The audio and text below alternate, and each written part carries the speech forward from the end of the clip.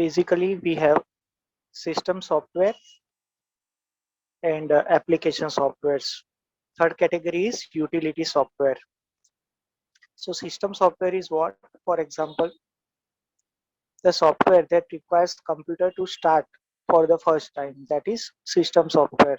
So we are using nowadays Windows 10 operating system we are using, that is called system software. Linux, that is also system software. So this is the first software that has to be installed in your computer, and it gives base for other applications to run on your computer. So when you install any other software, for example Acrobat Reader, Photoshop, or any other software, that is application software. And without system software, application software cannot run in computer. So this is the first software that is installed in computer. Now example is operating system. Now here two terms are there, compiler and interpreters. So now system software, first is operating system. Then there are other type of software which is compiler and interpreters. So what is compiler and interpreter? Okay. What is translator? For example, in real life, if I give you one example, if there are two people, one from China and one from France, and both these countries are having their own language that is different from each other, and if both these people are not knowing each other's language, then to communicate, these two people will need one more person. Okay, the third person who is knowing French as well as Chinese language. So the third person will act as translator between these two people. So same way there are translators in computer also, because when we program, when we are creating system software or application software or a small program in computer, it is in our own language, that is English.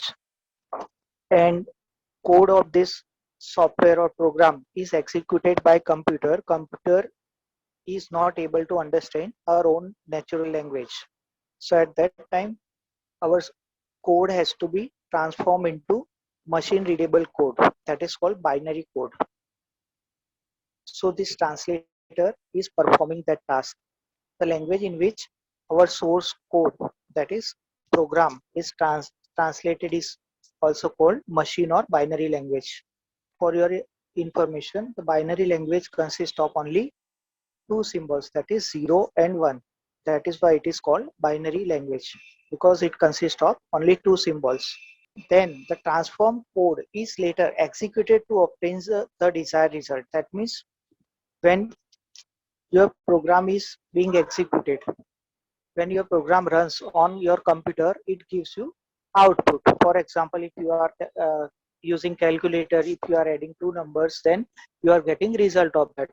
Same way, when any program is executed, it generates output.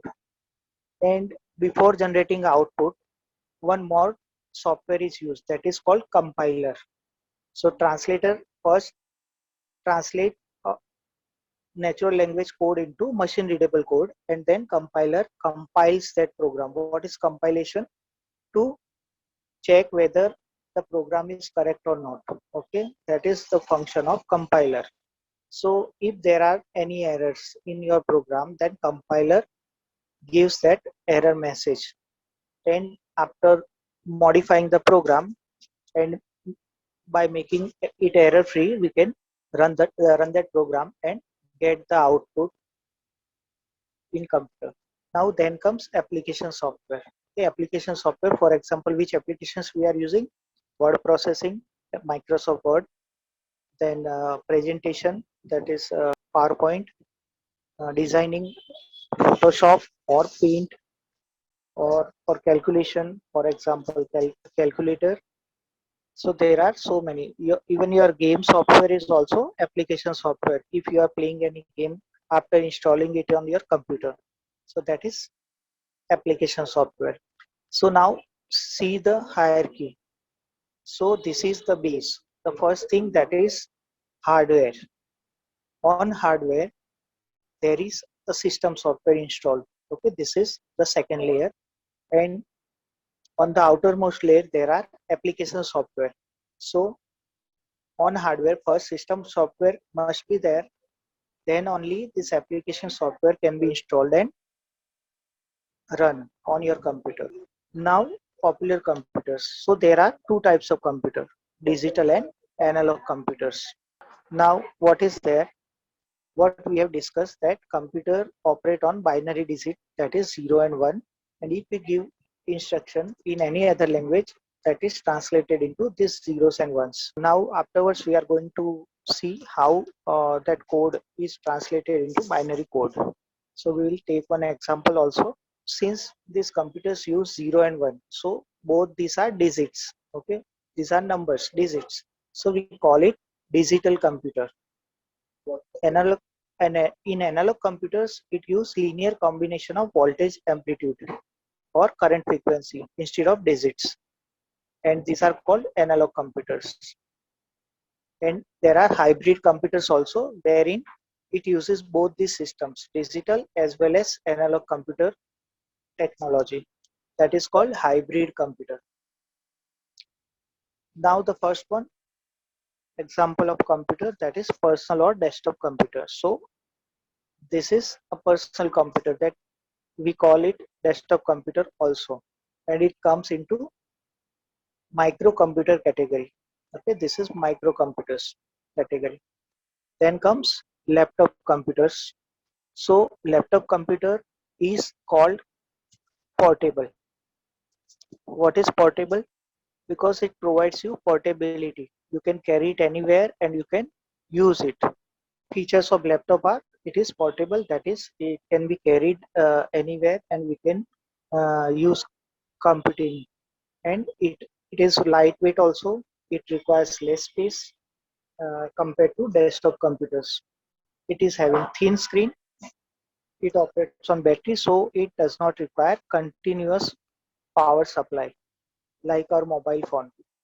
And even if we are not having external keyboard and mouse, it is already on that laptop itself. See here, this works as normal mouse, and this is keypad, which replace the existing external keyboard which we connect to desktop computer. Now ultrabook. What is ultrabook?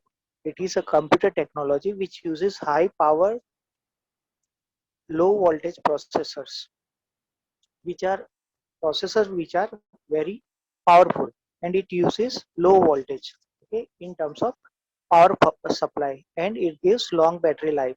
So normally uh, most of the computers today which are there in market gives you 3 hours of battery life, normal computers, and some computers give more than that. So without connecting to power supply, you can use these computers for that much period. This is handheld computer. Okay, this is also called PDA, that is personal digital assistant. So it can be carried in our palm and we can work on it. You can see the screen. So it is handy one for doing the normal task. It also consists of a stylus. It is stylus is what? To interact on screen using a pen like thing. Okay, so wherever you touch that pen, it gives you some function. This is a touch screen. Okay, since we can use a stylus or a pen, it must be a touch screen, so it is a touch screen computer. Now applications of this type of handheld computer is what? For scheduling appointment, storing contacts and addresses, and playing games, and normal computing also can be done from this computer. Web browsing is also there. Then there is tablet computer. This is also portable and smaller than laptop computers. It is having smaller screen than normal desktop and laptop. It is bigger than a normal mobile phone and smaller than your laptop. Now there are two popular categories of PC. That is slate tablet PC and convertible PC. Slate tablet is type of tablet where keyboard is not attached. Okay, you are supposed to do with touch screen. If you want to use a keyboard, then what you can do on with USB port, you can connect that keyboard and you can use it. Use an external keyboard also. There are see these are called ports.